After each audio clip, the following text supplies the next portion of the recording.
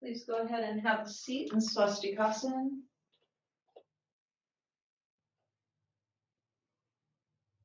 Bring the feet under the knees, cross the center shin bones, sit straight and tall. Bring the fingertips to touch the ground there beside your blankets or your whatever you're sitting on there, if you can, please. Fingertips with the palms facing you. Feel how with just that little bit of traction of your fingertips touching the floor, right? I'm kind of oscillating back and forth with my shoulders, see? I want you to feel how the upper arm turns out and the shoulders roll back slightly. So that as you look forward, you can feel the imprint then of your shoulder blades stamping onto your back body. Observe how the outer rim of the shoulder blade firms in towards the midline.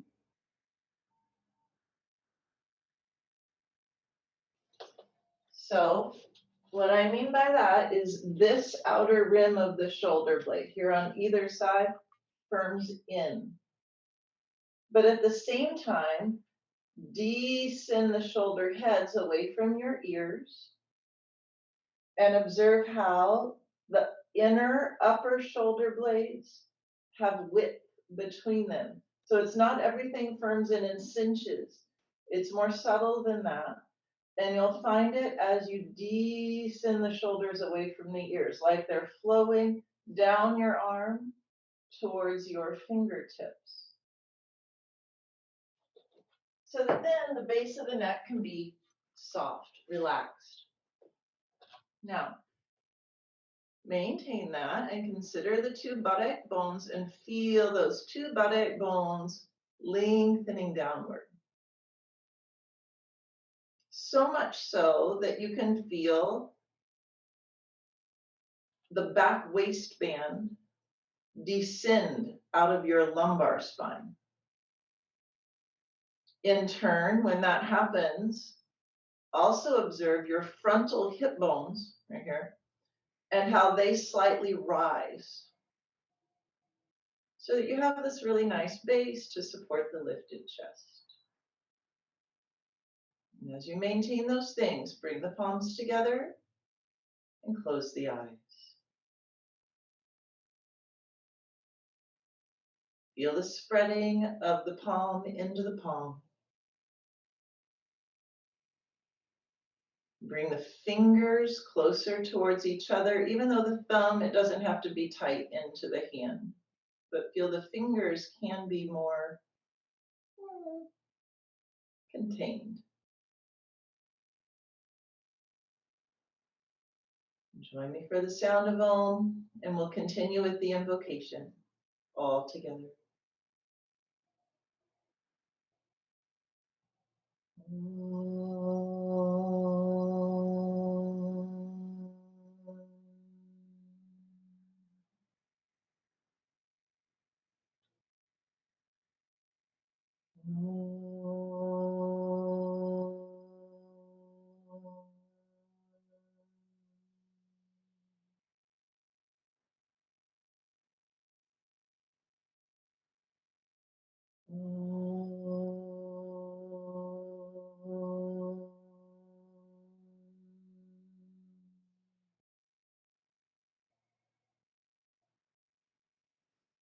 Yogena Chittasya Padena Vacham Malam Sharirasya Chavajapina Yopa Kerudam Pravaram Muninam Patanjalim Pranjaliranatosmi Abahu Purushakaram Shankat Chakrasidarinam Sahasara Shirasam Shwetam Pranamami Patanjalam. Hari Om.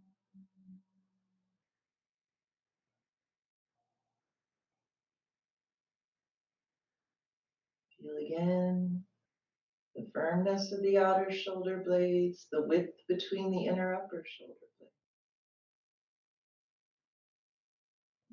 And then release the head down towards the lifted chest and surrender there.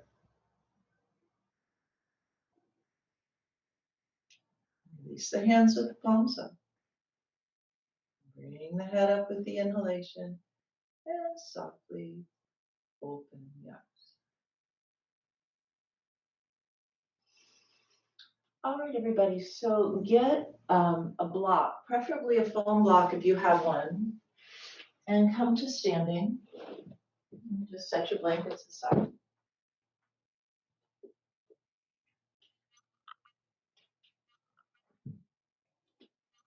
So then when you come to standing, bring the feet together. Can you still see me with that window so bright behind me when I'm standing there? Okay, okay, good, thank you. Because I can't see me because there's a reflection in my screen, so I just don't know. So bring the feet together, find the legs of Tadasana. Lift through the kneecaps as you spread through the mounds of the foot. Roll the buttock into the heel bones so much so as the buttock descends and the heel bones press.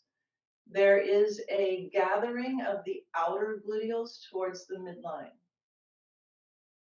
Then again, broaden the mounds of the foot so you can work with that thigh bone back, buttock flesh down, tailbone in.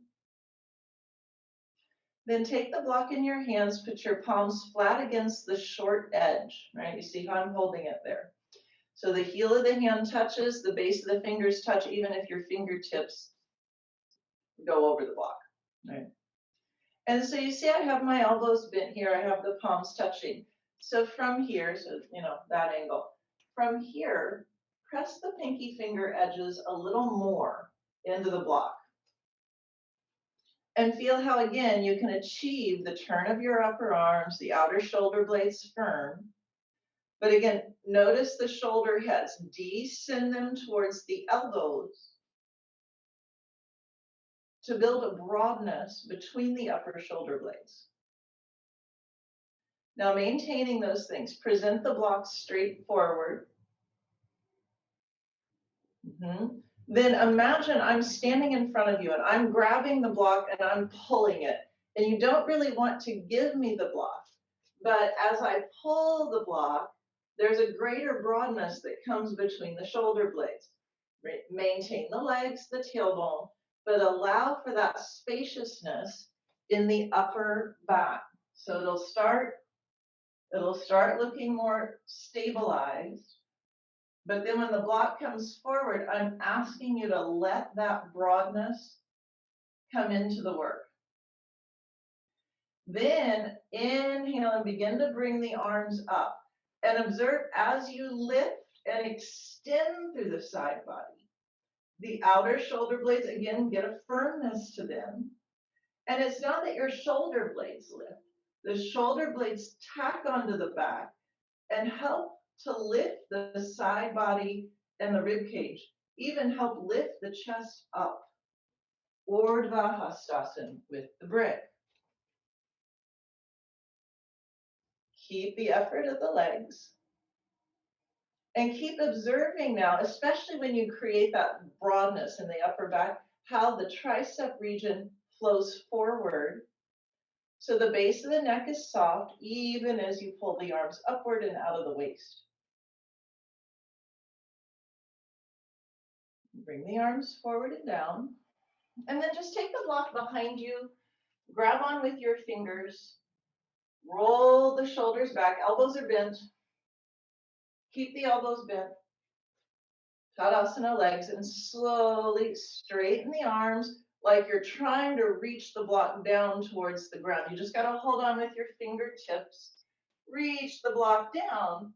So those thick back ribs, this region, middle thoracic, moves in and up to help the front chest lift. Then release. We're just doing that one more time. So Tadasana legs, bend the elbows.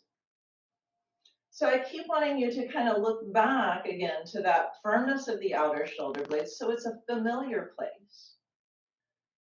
Then take the block forward. You can maintain it, but then allow the shoulders and the shoulder blades to broaden even more as the block comes forward.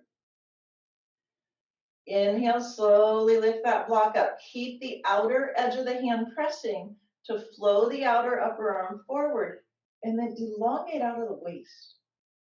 Buttock to the heels, side ribs to the hands. As the tailbone moves in, thanks to the actions of your legs and feet, feel how the frontal hip points lift. But you got to keep the thighs back, right? So it's that constant dance of all of those things. Orna, squeeze your elbows to straight. Yes, look straight forward.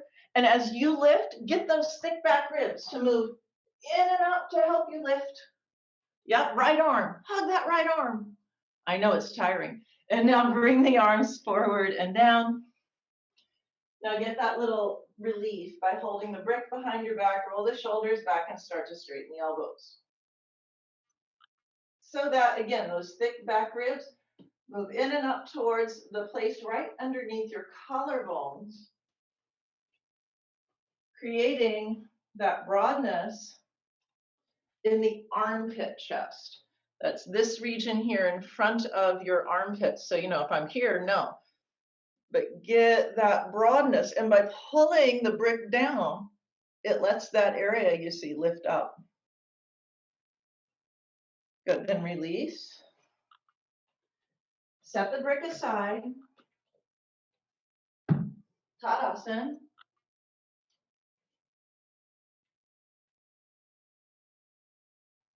Flow the shoulders out of your ears.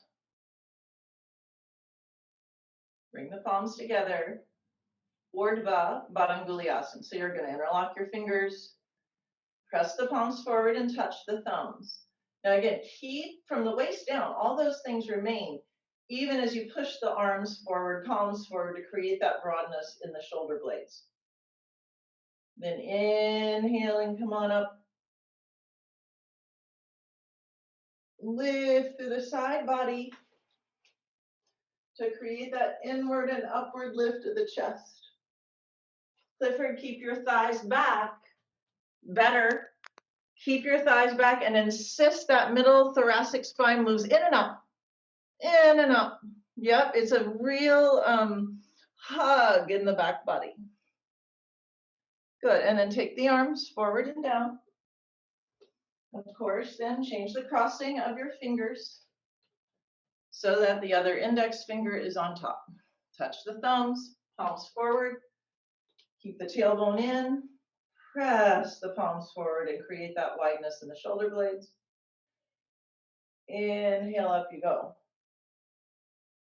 Keep turning the upper arms. It should feel like my fingertips are pressing this area in as you go up. So you see, my arms would rather do this. I really have to work. For me, it's my right arm too. I really have to work to get that upper arm in. So work on that. And then arms forward and down. Tadasana.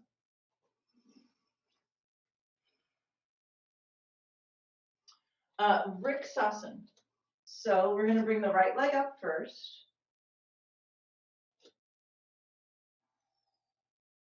Oops, I'm trying to mirror you. There's the right leg. Get the heel to press your left inner thigh, and then bring the hands together. So first things first, really feel that heel presses your inner left thigh, but then you got to work those Tadasana actions again. Take the left heel down, buttock down. Broaden the mound of your left foot so the thigh's back, but the buttock is down.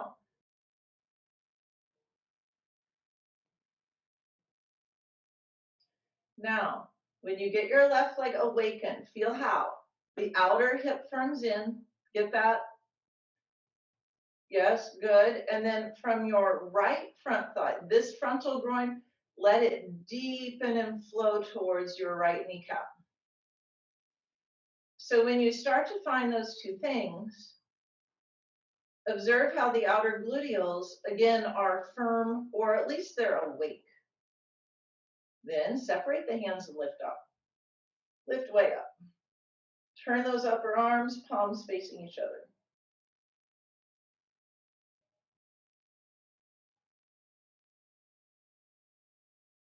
Then palms together, Tadasana. So if you feel wobbly doing that, just put your back against a wall. It's fine. Second side. Heel to the inner right groin, high up on your leg as possible, and then really push that heel so it stays. You bring the hands together. Find Tadasana in your standing leg. So heel down to take that hip in. Thigh back, get that outer hip in. Woo. Keep turning, rolling, descending from the back waistband. All right, from the back waistband, work to go down. And let the top front thigh of your left leg, and you can use your hand to be tactile with it like that, move that flesh towards the top of the knee.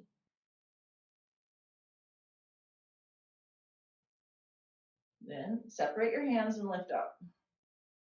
Pull the arms up out of the waist. Both sides of the buttock to the heels.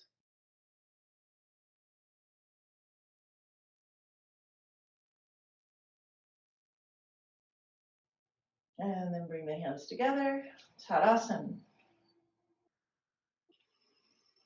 Now we're going to do that again. I'm going to suggest you work with a wall in this way. So just watch. Just moving that. So I'm going to lift my right leg first. Okay. I'm going to lift my right leg first. So I'm just facing the wall to where if I face the wall, I can just put my fingertips there and my elbows are bent. I'm not crowding the wall. It's just going to operate as a guide for me.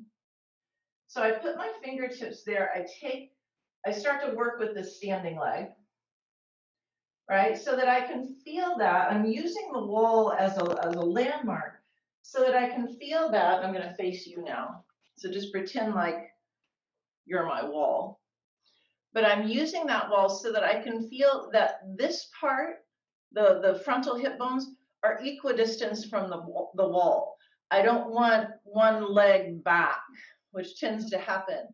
So when you're facing the wall that way, it's a little easier to get this idea. Okay, these are equidistant. My knee isn't. But then as I maintain this equidistance, as I maintain this length of the front thigh, I roll that lifted leg knee back a little. Now, why? Because, yeah, you can see. So because, right, once we did the first actions, getting that length, there should be an awakeness here. But when this knee rolls back a little, that intensifies. So then again, it just helps me keep the tailbone in so that when I lift up, the effort is just more significant, that's all. Okay? So face your wall, lift your right leg.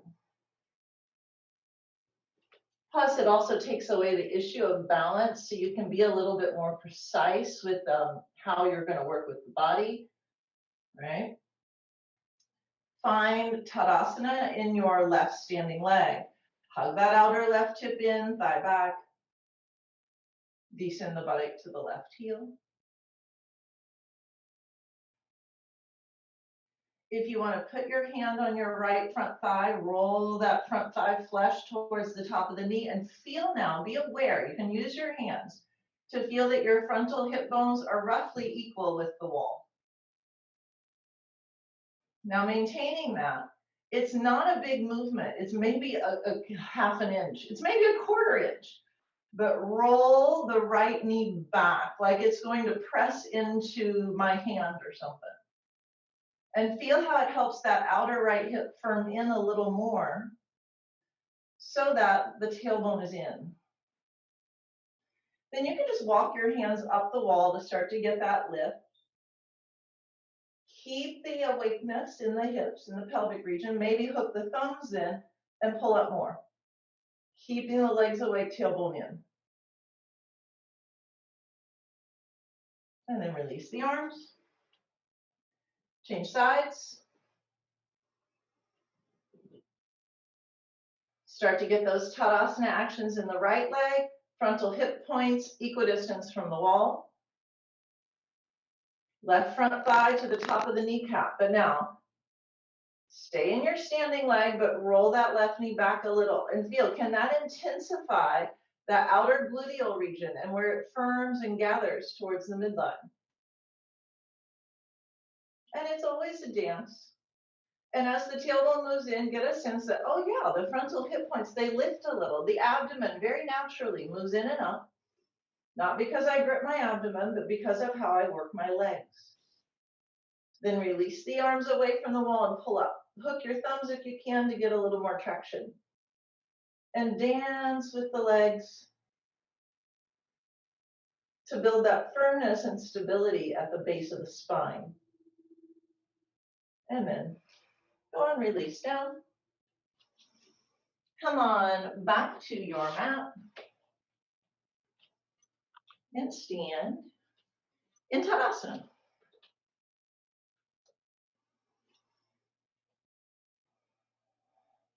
Find that full Tadasana leg. Flow the arms downward to lift the chest and the armpit chest. Trikonasana, inhale, jump. So we're going to go through Trikonasana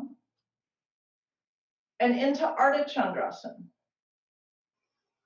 So now keep the thighs back, keep the body descended, spread the mounds of the foot and press the heel bones down. Turn the legs to the right and exhale, Utthita Trikonasana. Take the hand to the ankle. If you need a brick, that's fine.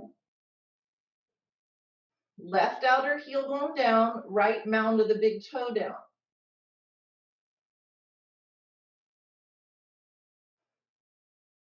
Now, as you press the mound of your right big toe down, imagine the very crown of your head had a little string tied to it, and it's tethered to the wall behind you. In my case, to the wall where the windows is. Like my head's tethered to that thing behind me. Beneath that thing, it's a vent. But I want you to feel that the head, crown of the head moves back a little as that outer right hip moves forward a little. Now bring your left hand to the waist. Look down, bring your right fingertips to the floor by bending your right knee and step in with the back foot. Roll that right knee back a little so the outer right hip hugs in a little. And then step forward for Ardha Chandrasana. So that as you build Ardha Chandrasana, you turn your top right thigh bone out and push the buttock into the left heel. So get those actions, low back long. Then bring the weight into the mound of your right big toe.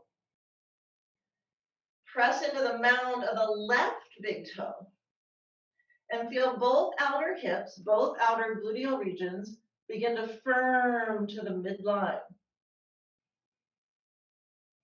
As you do, you can turn the chest to look forward. If you're stable, you can reach that right arm up. Observe how, when you press the mound of your right big toe down, the abdomen, in a very passive way, flows towards the left hand. Then bend the right knee. Put the left foot down easily. Trikonasana. Inhale, lift with that left arm and come on up. Now, jump Tadasana. So at the end of that series of movement, if you're getting the work, if you're getting the depth that I'm looking for, this outer hip of whatever your front leg was, right? This region should feel like it just got a little bit of a workout, a grit to it. And this region, the low back, should not feel crimped. So if it does, if this region feels a little crimped on you, everybody can do this. Take your feet hips distance, lift the chest, lift your knees, and we're going to just come forward and hold the elbows in a soft Uttanasana.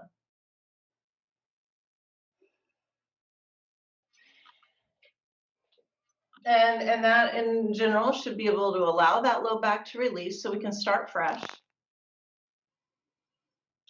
But now in order to start fresh, take your hands to your outer calves. Point your fingers directly down, palms flat against your outer calves. Bend your knees a tiny bit and roll the knees out. And as you roll the knees out, your hands should create a barricade in your outer calves. Now feel how outer calves are firmed in, outer ankles in turn are firmed in. Now lift through the inner ankles as you lift the knees to straight. Feel how that feel how that builds a firmness in the outer gluteals, outer buttock region. Relax through the abdomen and descend through the side body. Then inhale, come up. You guys feel how that works with your outer hips?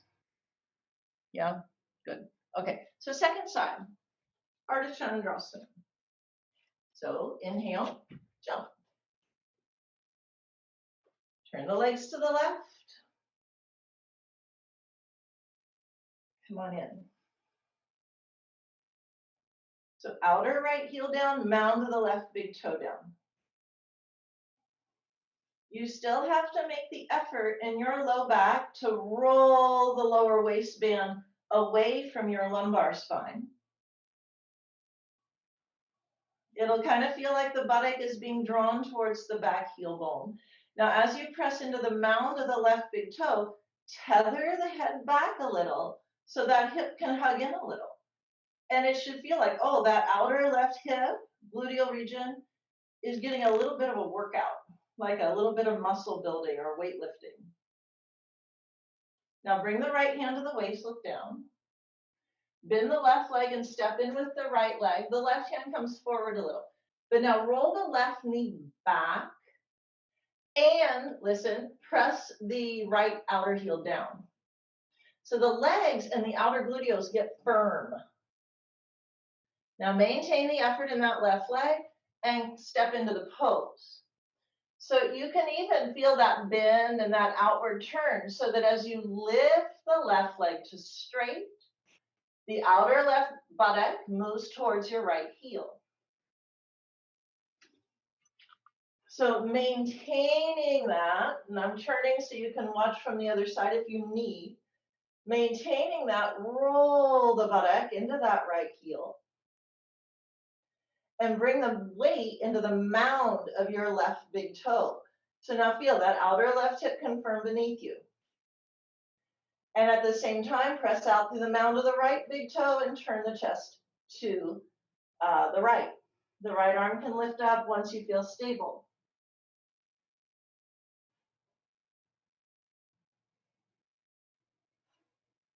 Then bend the left leg, reach back with the right foot and set down gently. Triangle pose. Trikonasana. Press the right heel, inhale, lift from the right arm, come on up. Turn the feet forward. And exhale, jump. Tadasana. Tadasana.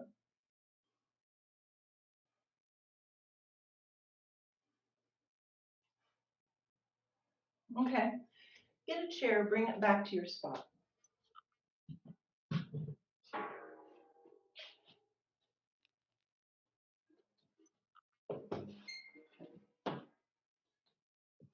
Pick up your mat, hold it up. Hold it up, set it aside.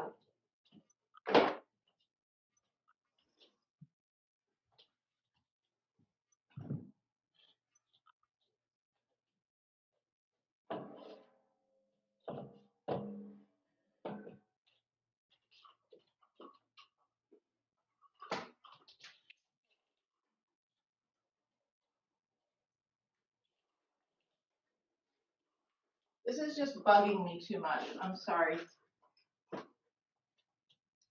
that better? I can see you better. I think in the mornings I'm just gonna have to do that kind of so I can see. Okay, so anyway, let's see.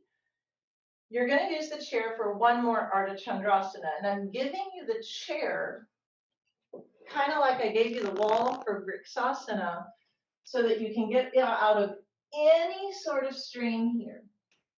Even if it's the tiniest bit of strain, I want you to feel how you can eliminate that. So the way it works, watch. I'm just going to tilt that a little so you can see me really well. Most of you have done this with me before, so it's a review. Let me think. I'm going to keep the chair in that position. I'm going to move me. In classes, I don't always do that, but so this way I can keep facing you for now. So let's see. I'm going to start with my right foot. So I'm going to start on this side. That's my right foot stepping right at the chair between those two legs. So from that angle, I'm putting my foot there, right? Then I'm going to bring my right forearm down so my fingers point to you. And I move the chair a little bit forward, but don't just go sliding the chair. Just move it a little forward, and now again, you roll this knee back so the outer hip comes in. So that outer right hip presses that way. Then when I step onto my right leg, I'm not in a hurry to straighten this. In fact, I don't want to. I bear weight on my forearm, and I push my buttock into the lifted left leg heel. So now watch that from behind. Here, it's easy to let the low back bear the weight. Instead, when you come up, you got to push the forearms down, push this hand down that's on the back rest, and roll the buttock deeply into this heel. It'll feel like too much when you get it. So once I've done that, you see how all this is long now. Then I lift my right leg to straight, and I bear weight on the mound of the right big toe, which takes the tailbone in. If I'm not on the mound of the big toe, it doesn't matter how much I move the buttock. It won't be as significant. Watch, I'm going to shift. I'm in my heel right now. Mound of the big toe. You guys see how that shifts? I don't know. Is that visible? Because I feel it. Good. So that's what you want to do. So right leg first. I'm going to face you. I'm doing my right leg too. Okay. Bring your right forearm down. Left foot can come behind you a little. Roll that right knee back towards the wall that's, in my case, the window wall. Bear weight with your hands. When you push down into your right forearm and your left hand on the backrest, feel how it helps your low back get longer. You'll also notice as a result, the abdomen draws in and up. And when I say up, I mean towards your head. But in this case, I also mean towards the ceiling. Now maintain those things. You'll slide the chair a little and you step onto your right foot and lift your left leg. Right knee is still bent. Roll it, turn it out. So you get that grip in the outer right hip crease. Keep the left leg lifted, left heel pushes away. Now you can press the right heel down and lift your right knee to straight. Keep rolling the buttock to your left heel. Keep pushing the left heel bone away for now. Now, shift the weight in your standing right leg to come into the mound of the big toe. And firm that outer right hip in. Press out through the mound of the left big toe and feel, oh, wow. Outer gluteals gather to the midline and the tailbone's in. Now look directly forward, meaning forward to the wall in front of you, not down to the ground. And from the pubic plate to the chest, lengthen the frontal body. Lengthen the frontal body. As you lengthen the frontal body, feel how, as you bear weight on the mound of the big toe again, how the abdomen very naturally, as a result, turns towards the ceiling. Turn your chest also towards the ceiling. And it should feel like a huge relief in your low back. Now bend the right leg, put your left foot down, and just inhale, come on.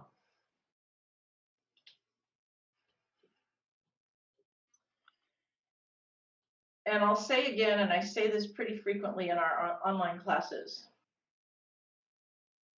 if I were with you in person, I would be less likely to say it should feel like, because things feel different to everybody. And that's still true.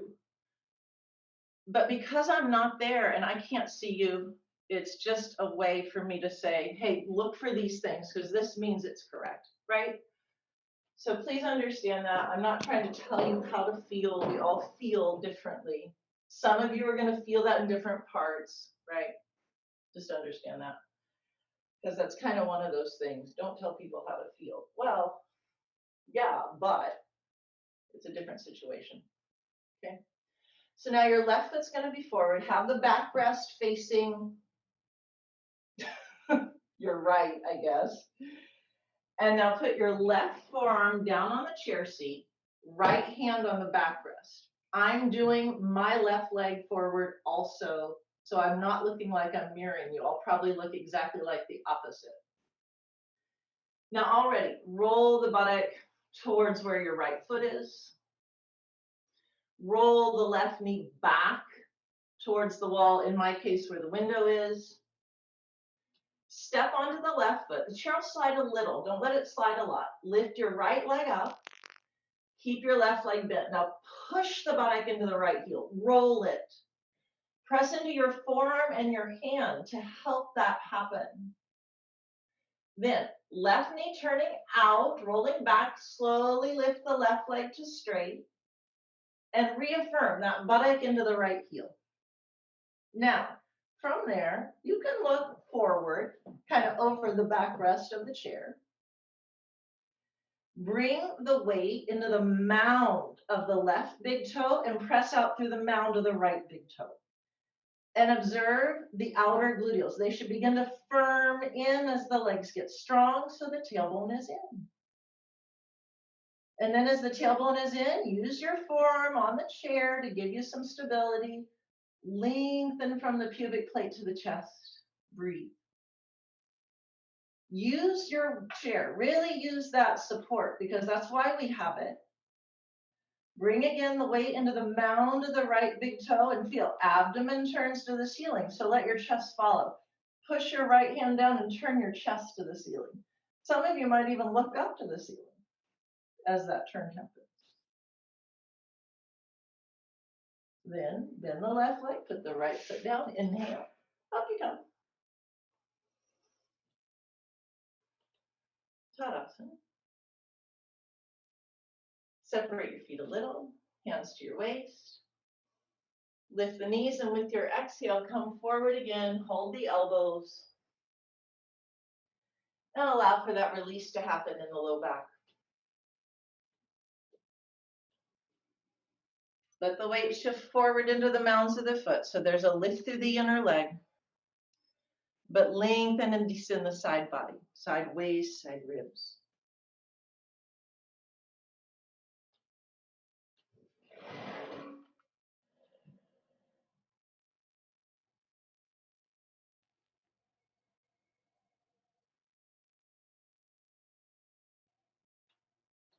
Switch the crossing of your arms.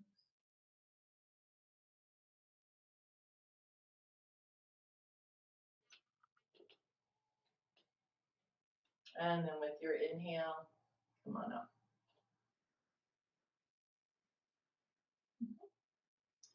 So for the time being, we're going to set the, well, no, let's keep the chair. So let's see. Put your chair over at the right-hand side of you, like kind of far away-ish, like that. My space, I'm a little narrow in this space, so I'm just going to kind of move my body a little off to the side of the screen a little bit. And then just watch for a second. I'll show you what we're going to do. This is the one pose. When I set the room up this way, I went, you know, Vera 3 is going to be a little tricky. So it is. So that's just it. So watch. You're going to go wide. You don't need your mat. If it feels like you're going to slip, step your legs, don't jump, right? You'll bring your hands to your waist. You'll turn your legs to the right for Virabhadrasana 1, right? So you guys know, I ask you to press that outer heel down, mound to the front big toe in, and you turn your chest. And yes, the back groin will broaden. It'll follow along. You turn the chest, you reach the arms. So as you lift up, you bend the front leg, Vira 1, right? So I need a little more distance. I'm going to run out of room. But then when you tilt forward, watch, this is the spot. I don't want to go, oh, I'm going to do Vira 1, because I want to maintain a little bit of prana in my body. I tilt and I lift that back foot. Now watch my back foot. Can you see it? I pull the heel to the buttock and I pull the buttock to the heel. So the back leg's awake and it creates the tailbone in. It creates this lift of the frontal hip bones.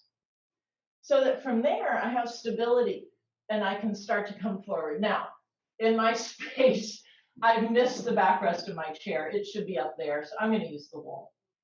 But then you have the wall to support you. Buttock into that heel, and once the tailbone's in, frontal spine forward. But I want you to have your hands on something. So if you're the same as me and you want to put your hands on a wall, it's fine.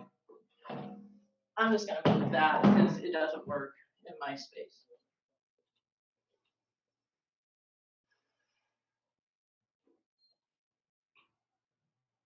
But if you have a space with no wall, no counter, that's what you use.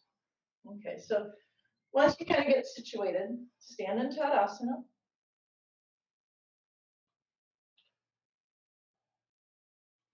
Inhale, step or jump. Bring the hands to the waist and turn the legs to the right.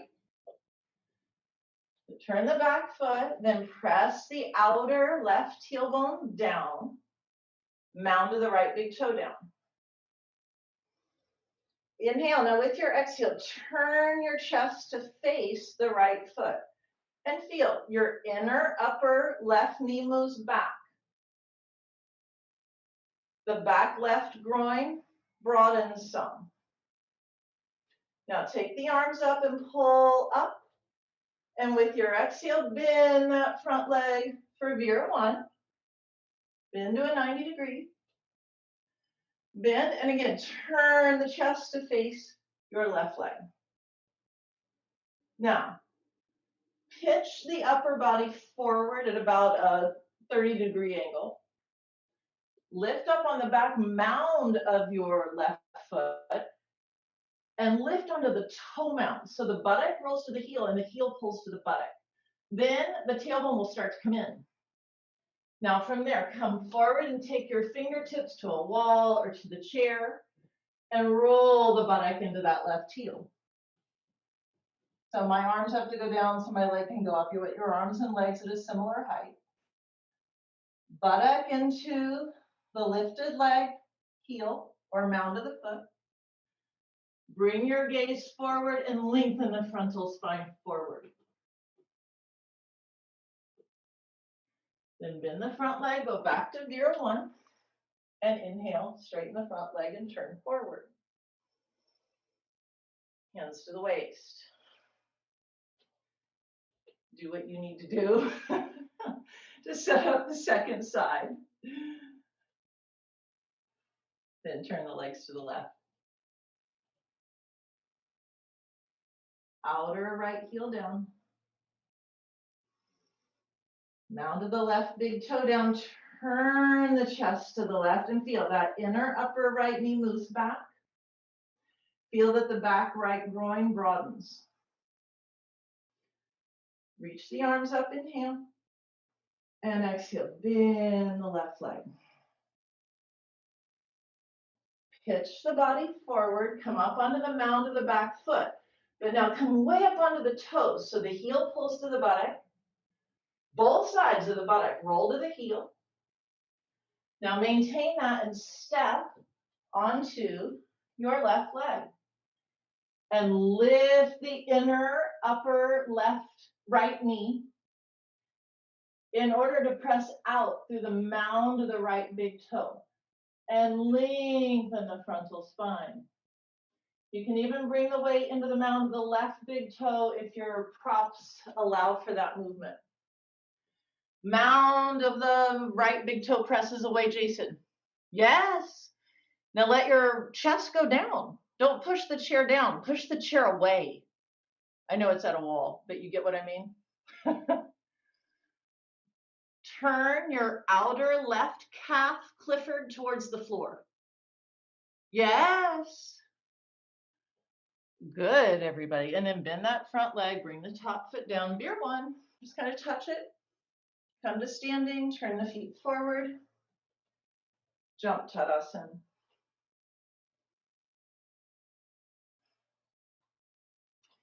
Take downward dog with your heels against a wall. Anywhere you like. Get your mat out if you want it. Don't if you don't.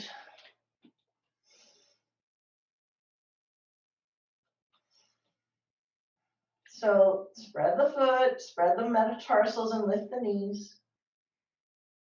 But as you push the heels back, feel the flesh of the buttock descends. The buttock bones seek the heel bones. And at the same time, the mounds of the foot broaden so that also the back groins broaden.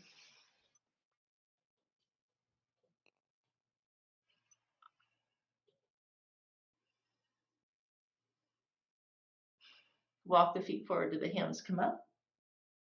Turn around, hands at the wall.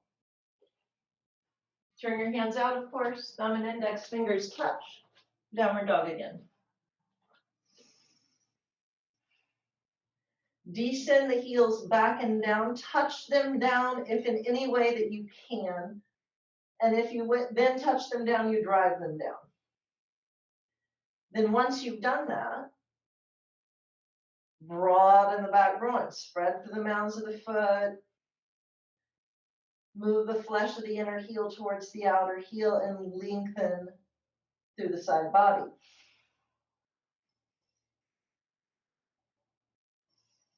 Feel how the arms there, the hands there at the wall in that way does a lot of things.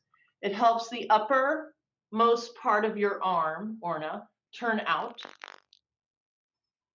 and pin in. As you press the palms down, keep the forearms lifted and move your chest towards your thighs. Good, everybody. Walk your feet forward, come on up.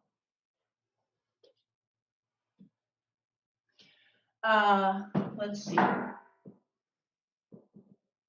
have a seat in Dandasana. If you need a blanket under you, just take it. If you don't need a blanket under you and your buttock bones touch down, then sit on the ground. I'm going to turn to the side so you can see what's going on in my low back. So all of you on camera know, if anyone watches this on a recording, understand that your pelvis should be upright. This is my sacrum. It should not hang back. If it does, you put something under your buttocks so that you can get up on top of your buttock bones in that way. Then, everybody, place your hands by your outer hips with your fingers turned out. Feel how that helps turn your upper arm bone out. If you're sitting on a blanket, the hands should be on the blanket. Whatever height you're on is where your hands should be. So in other words, sitting on a block doesn't work. Don't do that. Turn the upper arms out. Now, you're going to press the hands down just enough to get your buttock to hover and roll the buttock bones towards the heel bones. You may feel your low back lengthen a little. I know I do. So the buttock bones are sort of like attracted to the heel bones. Now maintain that, set your hips down again.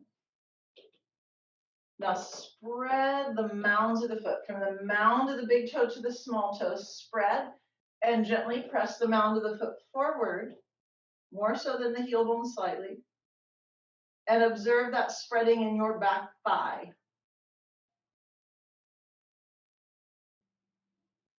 Keep the heel bones firm on the ground so that also your front thighs are down. Take your arms forward and up, hook your thumbs, pull up. And feel how the body divides at the waist, not at your lower back, at the waist. So your side ribs lift, but the hips descend as the heels broaden against the ground.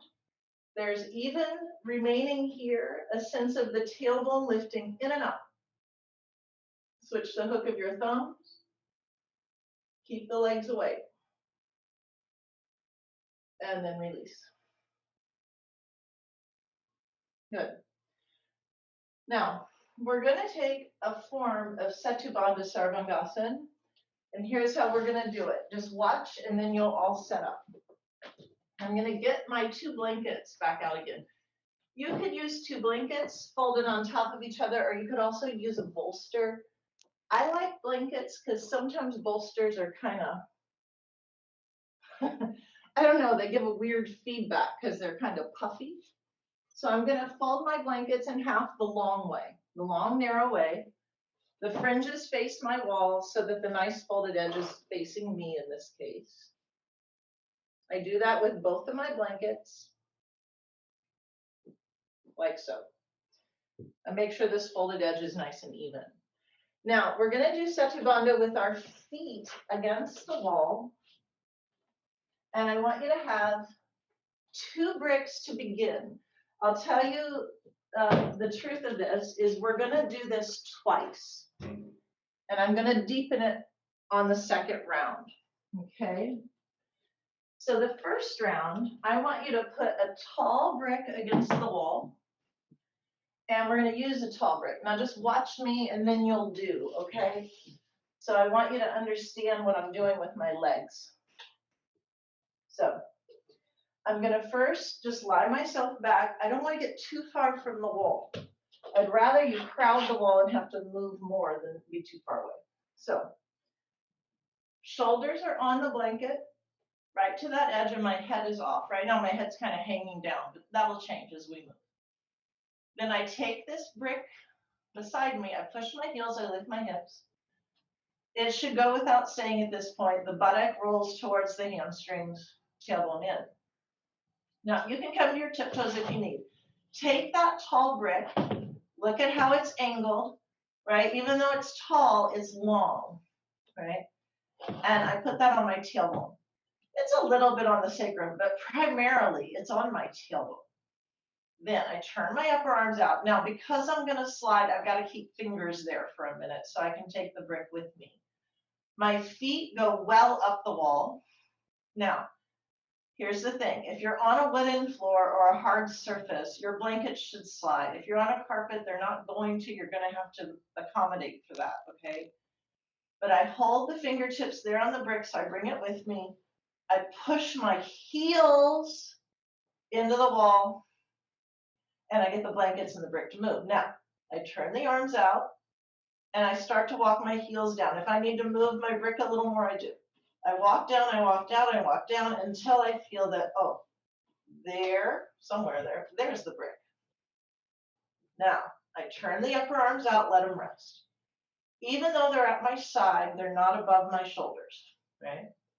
Then heels are at the wall, and then I start to work with the mounds of the foot, and I spread them against the wall.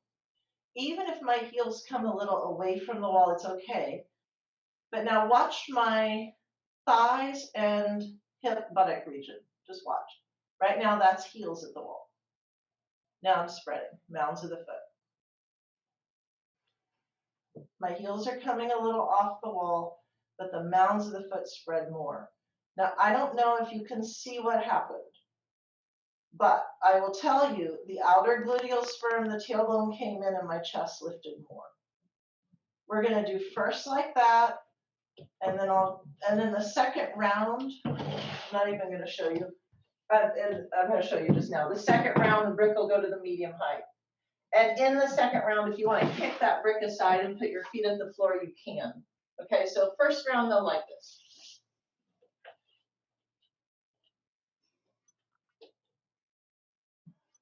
So I've shown you, I'm not going to do, I'm going to watch and make sure it goes well. Or now turn your blankets around. Fringes face the wall.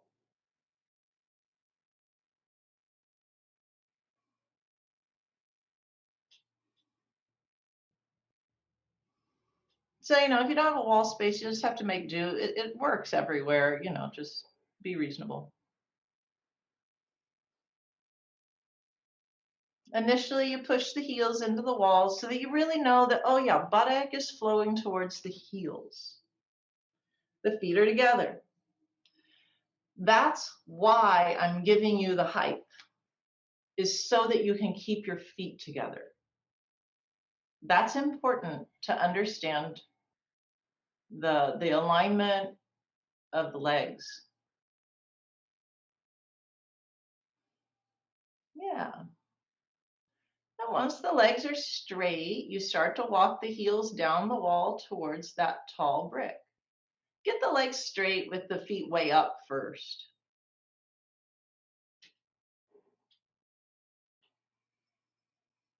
And then once the heels make it to the brick, the shoulders stay on the blanket, arms turn out at the side. And like me, you might think, wow, that brick's further down than I thought. But it'll be fine. Go to the brick. Then feet together.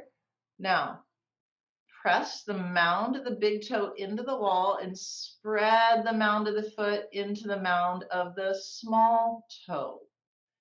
And when you do that, the heels may leave the wall a little bit. It's not a huge thing, but feel how as that happens, the outer leg confirm, the outer gluteals confirm, and the tailbone goes in. And then you get that magic. It's like you turn the lights on in the room. And when the tailbone is in, you can lengthen from the pubic plate to the front chest. Feel how those armpit regions, the armpit chest, lifts and broadens.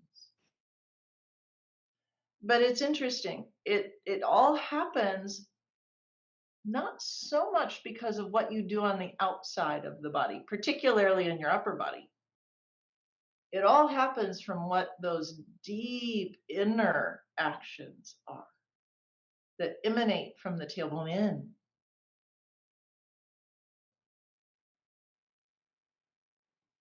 Breathe and lift the chest and observe those thick back ribs, which is like kind of the middle thoracic, moving in and up towards that armpit chest. Then bend your knees and put your feet on the floor. Remove the tall brick and come down. Roll to your side and sit up. Flip the brick to medium height, the one at the wall.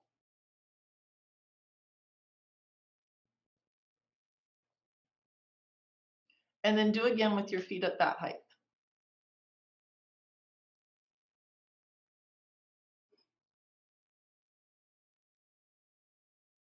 And you always have the wall. So if things become, I'm not going to say difficult, because, things that are worth doing can be difficult. But if it feels like it gives you pain, just don't take your feet all the way down. Keep them lifted on the wall. Rebuild what you did before, all the way to that finale of the mound of the foot. And connect to that inner light switch. From the tailbone, lengthen the frontal spine, coil the upper back in, and feel that final illumination across the front armpit chest.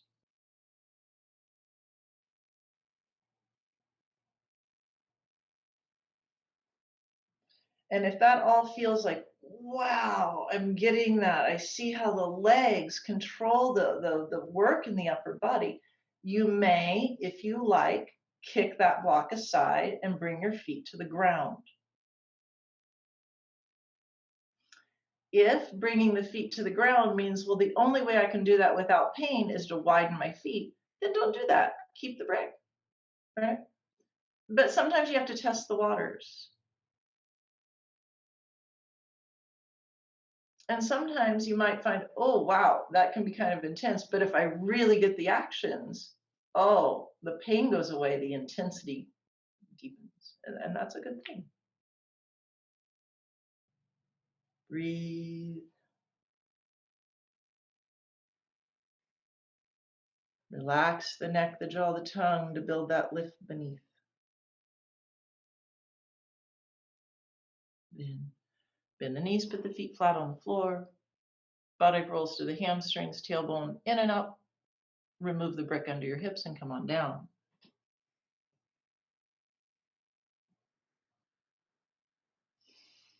So at this point,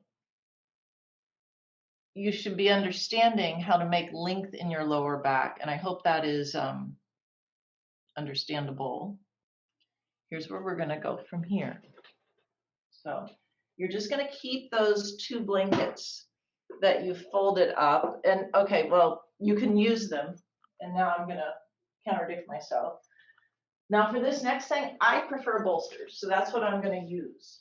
And it's because this edge is not even or super stable. So I personally would get rid of this, but if you only have blankets, you can use that, right?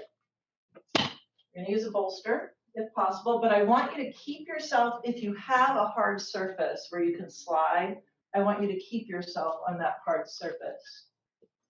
And we're going to take a supported upward dog. Just watch me do it first, and then I'll walk you through it. But I lie myself on the hard surface so that I can get my legs to roll back, feet together to begin, right? That will change. But I get that turn of the buttock.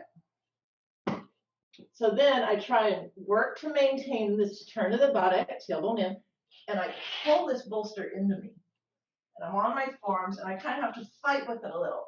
And I drag myself up onto that bolster, tailbone in, big toes reaching back. Now from here, I'm not going to worry too much if your feet separate, but I do want your big toes reaching back. Look how it changes my feet. Watch.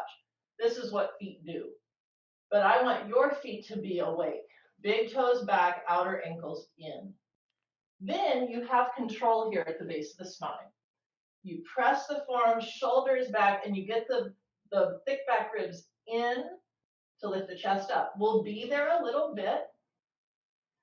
I'll say, keep that tailbone in, turn your hands out, drag yourself up there a little more. It's okay if the pubic lifts, then the knees lift, and with an inhale, you lift, but look at my arms.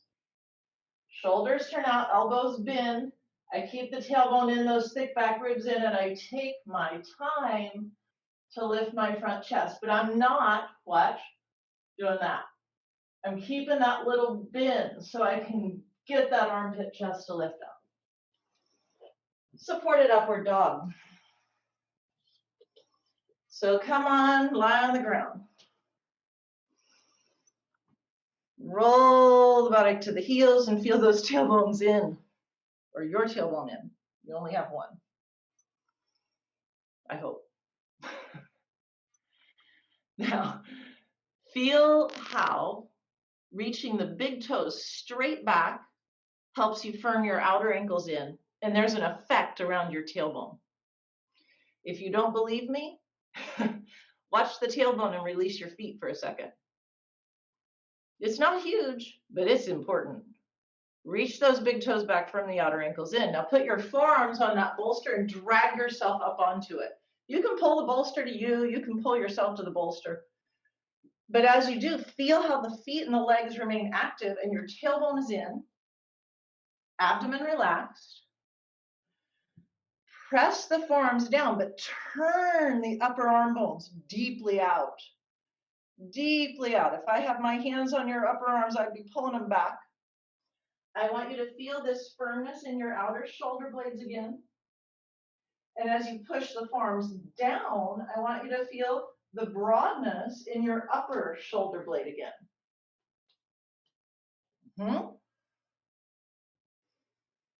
And it should be fairly, like kind of a happy place to be. Even though you're working, it should be fairly happy. Now, from there, one hand at a time, the hand turns out and points to the side on the edges of your bolster. So kind of wide. Now drag yourself up more. And it should feel like the hips start to hover and your tailbone is going down into the ground. over towards the ground. That's it. Now, press the top of the feet down so your kneecaps lift off the ground. Keep the upper arms turning out, but press the hands down and start to lift the frontal chest up. Lift through the biceps towards the armpit chest.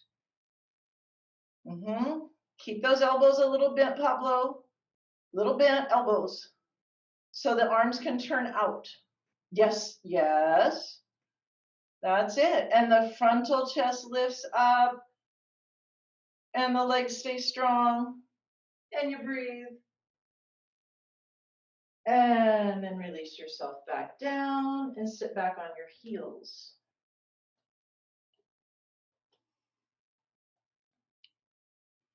Do you guys feel how you could get those back ribs here, like moving in? That makes sense? Kind of?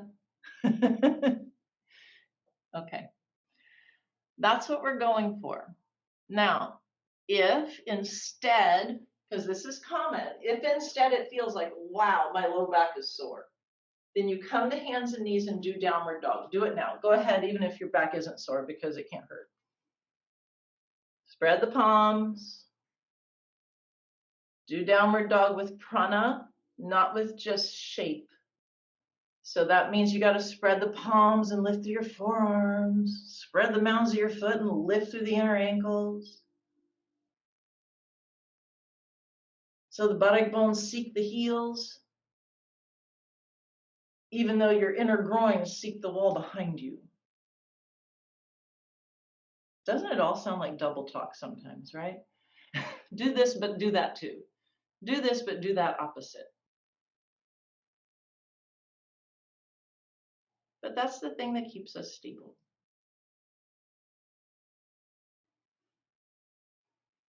Now go on and bring your knees back down to the ground and sit back on your heels. All right. Now, those of you in the room with me, are your backs okay? Low backs feel all right? Give me either a duh or a or oh. Oh, okay, great. Okay, good. So here's what we're going to do. Just a couple more back bendy things, and then we're going to change gears. Now you can bring your mat back. And, oops, sorry. And once you do, lay a blanket out over your mat, just for comfort. Because why not? Why not be comfortable?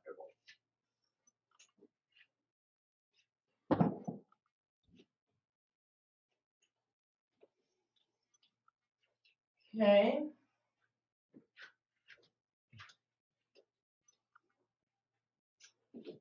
Now this pose is more common, so more of you are used to it. Dhanurasana. So I'm going to ask you to begin the same way. Lengthening the front thigh, roll the buttock, big toes, outer heels, all those things. But then, sorry, I can't really talk while I do. So I'm going to bring my hands to my sides and put my forehead down, but watch what my knees and legs do. The knees widen a little. That's fine. You can widen your knees a good deal. If you tend to be someone who gets this in your lower back, these back bends, go wide with your knees, okay? Then, you see, I'm still trying to control the buttock towards the back of my knees, and I press the legs back, and then I start to lift the thigh bones up. Okay, so Dhanurasana. Keep your mind's eye in these thick back ribs and how they work to deepen the pose. Okay? Get ready.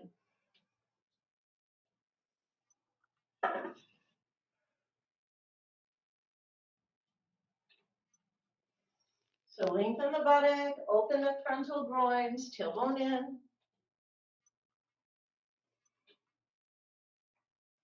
Arms at your sides. Then when you bend your knees, take your hands to your outer ankles. And you can widen your knees as much as you need to. Now, if you don't need to, then you don't need to, and they're hips distance, but you know. Now, tailbone in. With your inhale, press the feet back. Roll the upper arms back and broaden your collarbones. Broaden the armpit chest. Good. Feel your inner heels are pushing up. Now take a breath, and with an exhale, lift the thighs up and take the mounds of your big toes to the ceiling. Go up. I've got a hold of your big toes. I'm pulling straight up. Go up. So more and more of the thigh moves away from the ground.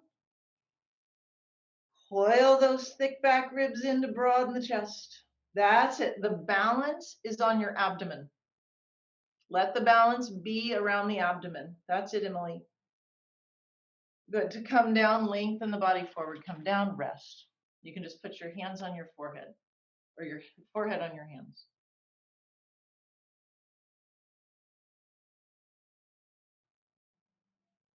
One more just like that.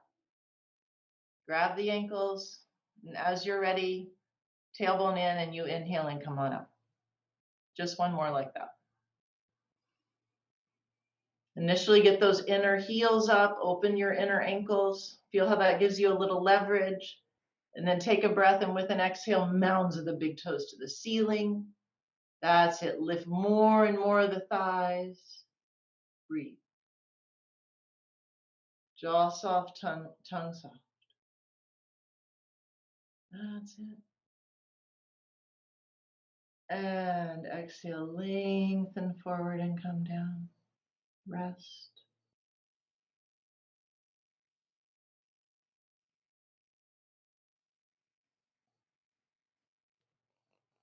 So that was kind of the big arc of the pose. Now we're going to look at just one little piece of it before we move on and release the back. So I'm just going to talk you through it. Put your forehead on the ground, lengthen your legs back. Feel the big toes reach back and the outer ankles firm in. The feet don't have to be together. Feet hips distance is fine.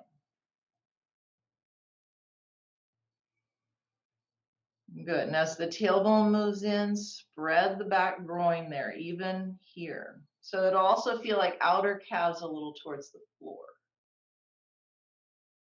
So there's a deep stability from the waist down. Now slip the hands behind you, hook your thumbs, and just a little Shalabhasana. So roll the shoulders to the ceiling, tailbone in. Inhale, pull the arms back and lift the chest up. The hands hover off the buttock, but work to coil those thick back ribs in and up to broaden the armpit chest. Neck soft. You don't even have to look too much forward. You can look a little down and deepen into that thick back rib region. Then lengthen forward to set yourself down. Switch the hook of your thumbs and do exactly that again. Roll up.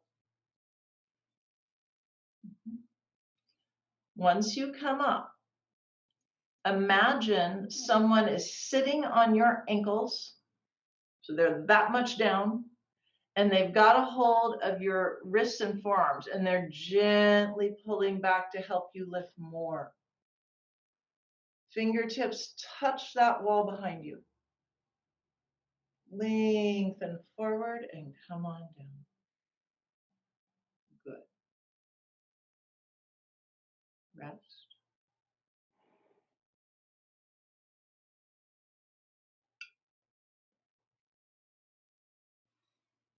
Place the hands under the shoulders. Come to hands and knees. Pause. Spread the palms. I know you're on your blanket. If the blanket's slick, just move to the side. Downward dog.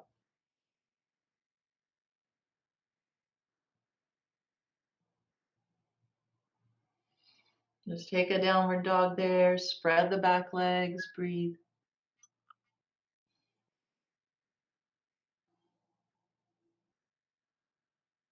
And then walk the feet forward, and with your inhale, come on up. Good, everybody. Okay, so lastly, shoulder stand. But we're going to kind of back shoulder stand up a little bit. You'll do your normal setup, but get a chair for your feet. So when you bring your legs into halasana, plow pose, I want them on a chair. Okay. So I'll set up also, so you'll see. I might show real quick what we're doing.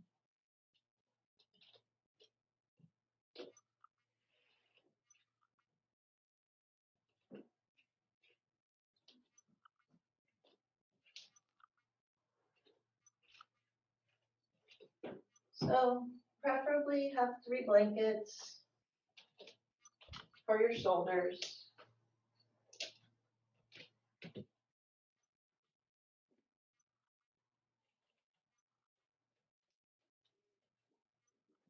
Have a bolster for your hips.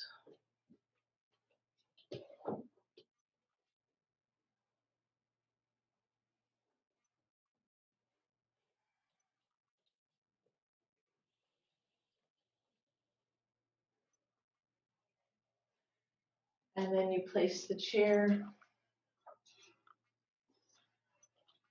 behind you. It would be nice today, whoops, it would be nice to have a strap for your arms. If you do not feel stable in shoulder stand, then you shouldn't use the strap. But you know, most of you have been doing shoulder stand a long time, so you're probably stable, you use it. Then just, I'm gonna show real quick what we're doing. We're not doing a whole lot. It's not gonna be super complicated, but you're gonna be upside down, so you're not gonna be able to see me. So I'm just gonna show you real quick before we all do. So once your hips are on the bolster, shoulders on the blanket, head on the floor. There's only a little blanket above your shoulders, not much. You lift your hips, put that strap on right above your elbows so that it's shoulders distance. There's a video that shows all about shoulder stand. There's gonna be a series of them fairly soon, and that'll be public. Palms are down, so hopefully by the time this video is up, that is available. Palm is down, shoulders are back. You're gonna just take your legs into Halasana, and you get that chair where you need it to be. Now, I'm gonna bring my hands onto my back body. It's always better if the hands touch skin because you'll get a better traction. So you lift that skin up and you place your hands as high on your back as you can, neck and jaw soft. So now watch the legs, buttock to the heels. Back of the head should also lengthen away. Elbows should lengthen in the direction of your bolster. Then broaden the mounds of the foot and pull the heels to the buttock. And observe how that changed my pelvis.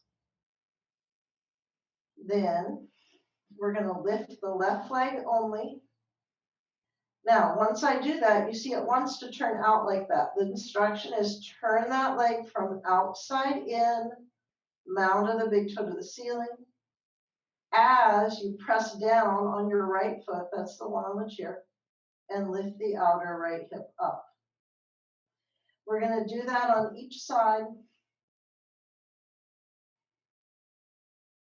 Then you'll come down and I'll say, now take shoulder stand. So knees to the chest, my hands don't push all that hard. Knees to the ceiling and my hands place well, tailbone in, knees separate. Both legs up, buttock up, mounds of the foot together. Then we'll do the same thing from shoulder stand. And then we'll be in shoulder stand a little bit. You'll bring your feet down. You'll release your strap. You can bend the knees. And then we'll roll back. Okay? So that's the whole series for today. So as you're ready, lie on your back.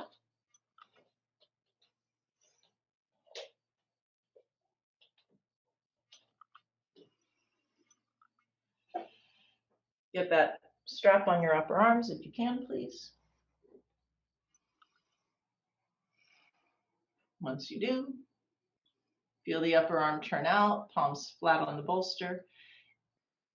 If you're not doing shoulder stand, I think all of you are today, but if you're not, or if you can't go up with your shoulders on the ground, you can do chair shoulder stand, or you can take your legs up the wall in Viparita Karani with a bolster or some blankets under your hips. Good, now from where you are, knees towards the chest, kick the legs over, Halasana. Crawl up on top of the shoulders by turning the arms out.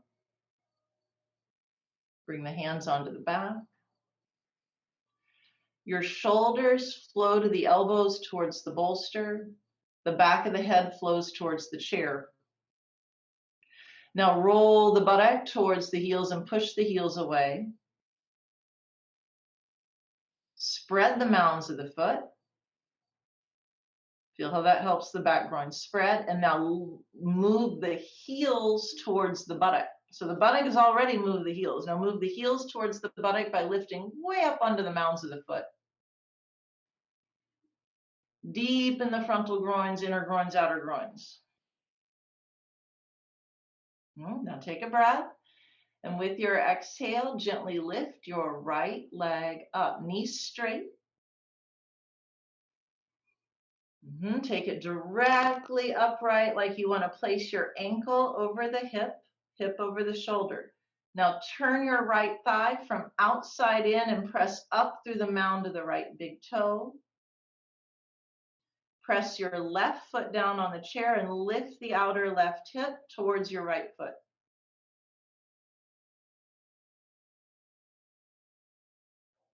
Then bring the right leg back down, hands up the back. Awaken the legs again, heels to the buttock, and lift your left leg up with the exhalation. Turn that leg from outside in and press the mound of that big toe to the ceiling. And at the same time, right toe presses down into the chair. Move your outer right hip up to your left foot. Keep the foot, Now bring the left foot back down.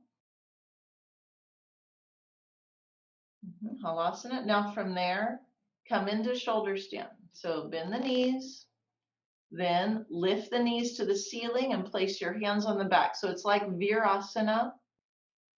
Knees to the ceiling, toes point to the floor. Open the frontal groins. Your knees can broaden. Deepen the tailbone there. That's it, Jason. Good. But bear weight in your arms. Good. Then straighten both legs. Push up through the heels. Feel how it's very natural when the feet are apart there and you're pushing through the heels, you see how the legs want to turn out. So when you go to bring the mounds of your big toes together, the legs turn from outside in and the mounds of the big toes press to the ceiling. Outer ankles, Clifford. Get those outer ankles in. Yeah, mounds of the big toes to the ceiling will help that tremendously.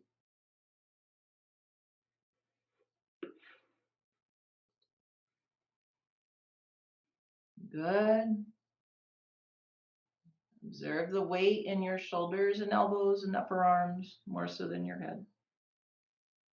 Soften the jaw and the tongue and the gaze. Now keep the left leg reaching straight up. And exhale slowly with control. You lower the right leg to the chair. Imagine the foot is heavy and the thigh is the brakes.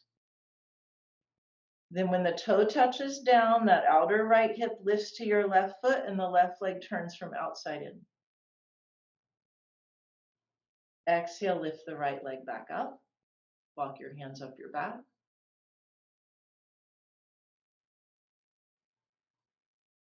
Keep the right leg lifted and slowly lower the left leg down. The foot is heavy, but the thigh is the brakes.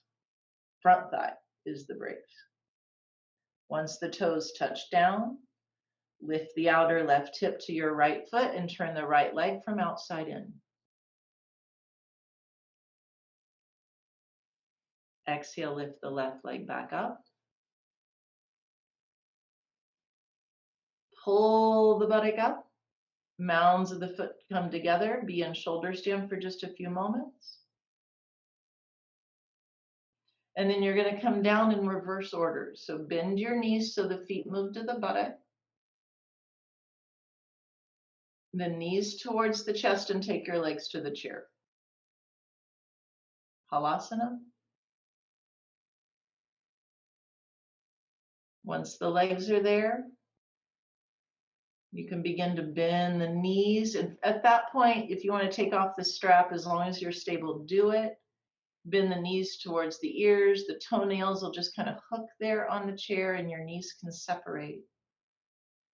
If you want to bring the feet to the floor, that's fine too.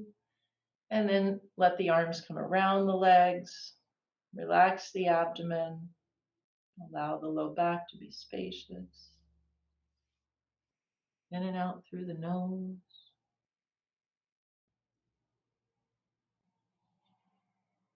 And gently roll yourself down vertebra by vertebra. Come all the way down.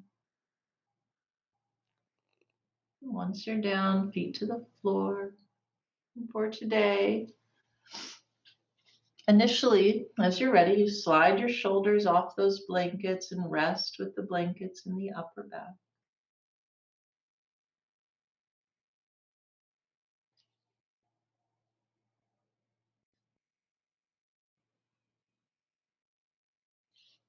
And then be careful of the chair, right? But slide yourself back more until, and there's sort of this sweet spot there where the buttock is almost off the blankets. Go slow. Push with your feet so the low back lengthens and the hips come all the way to the ground. And then let the legs lengthen out over the blankets. The heels will probably rest on your bolster. And be there for Shavasana to support the back leg. Observe how that allows the abdomen to release inward, to hollow out.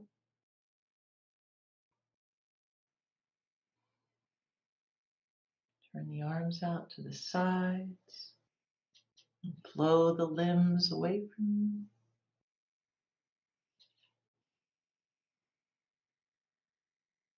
Close the eyes.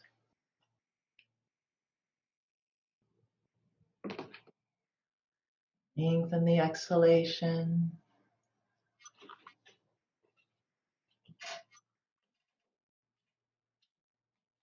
Or those long, smooth, complete exhalations that draw the consciousness more and more inward.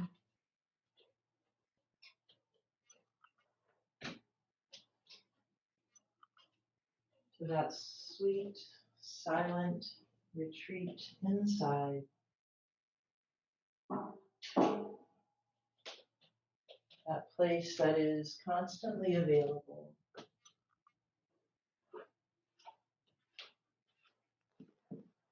That place that becomes more and more accessible as you study Shavasana.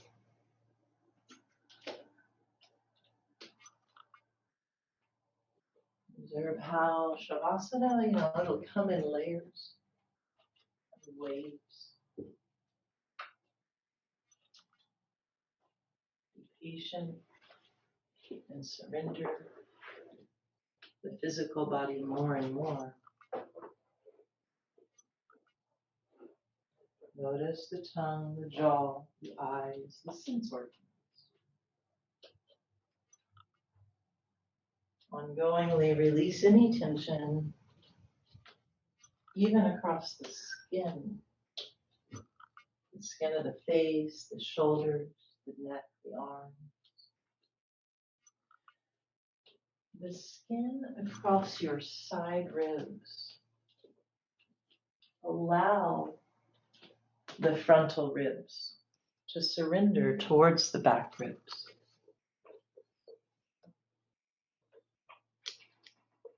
Encourage the skin of the back body to broaden.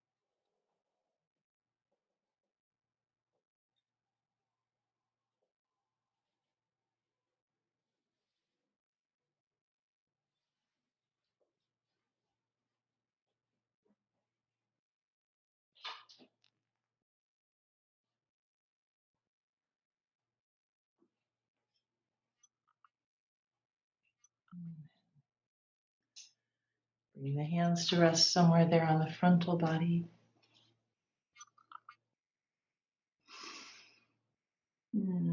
Gently bend the legs. Roll yourself onto the right hand side. Use your hands to press the floor away. Look down to come up.